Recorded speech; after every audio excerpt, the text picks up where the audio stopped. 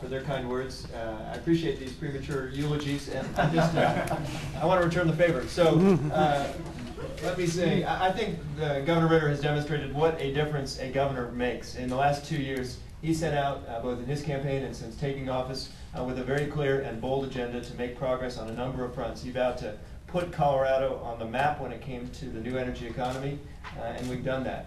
He vowed to take real action around healthcare reform, and we've done that. He vowed to realign our education system and prepare more kids for post-secondary education and for the workforce, and we've done that. So I think on every single area, on economic development in particular, where we set out with a very clear strategy to educate our workforce, to repair our infrastructure, to invest in some of our homegrown industries like renewable energy and bioscience, to reform our tax code in a way that will help more businesses do what they do best, which is create jobs. I think we've done that. I think we've succeeded.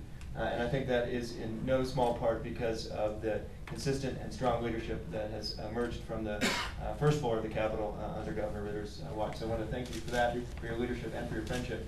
And as for my friend Peter Groff, with whom I came to the legislature back in 2000, and as Peter said, we've known each other since we were, I think, Democratic captains maybe back in the mid-1990s, early 1990s.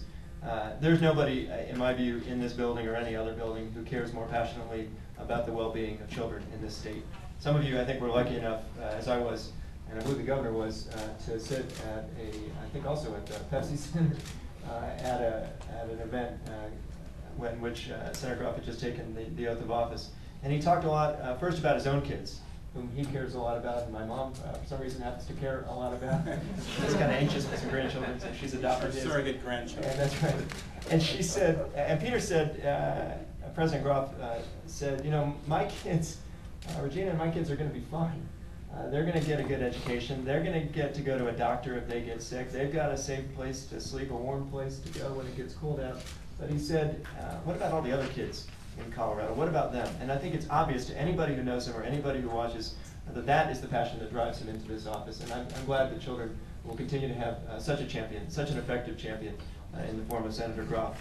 I think this was a great year to be a kid in Colorado. I think, you know, it's been, I think, more than a dozen years since Roy Romer vowed to make Colorado the best place in America to raise a child.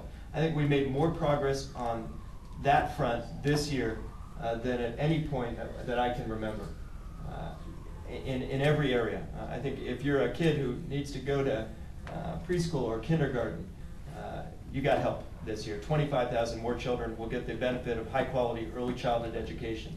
The brain research is now telling us what every parent and teacher already knows. Early childhood education works. The trouble is, of course, we've shortchanged that investment for too long. No longer. Kids shouldn't have to wait in line for preschool or kindergarten. They're not going to be 3 or 4 or 5 forever.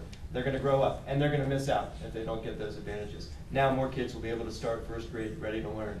If you're one of the uninsured children in Colorado, if you end up in an emergency room for care, I think you got help in this session. 50,000 more children, as the governor said, will get access to a doctor or a nurse, will get the shots or checkups they need, will be able to get preventive care instead of emergency care, and their lives will be better off. Uninsured kids are more likely to get sick, they are more likely to stay sick, and they're more likely to die.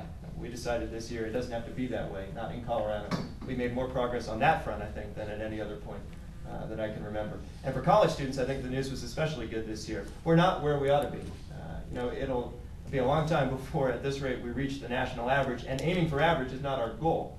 But the truth is, as the governor said, I think we made more progress when it came to funding higher education, more of an increase in work-study funding and financial aid than at any point that we can remember. And that's good news, because we believe, I think all of us, that your ability to go to college, your ability to pursue something more than a high school diploma, and therefore your ability to get a good high-paying job should not depend on your parents' income.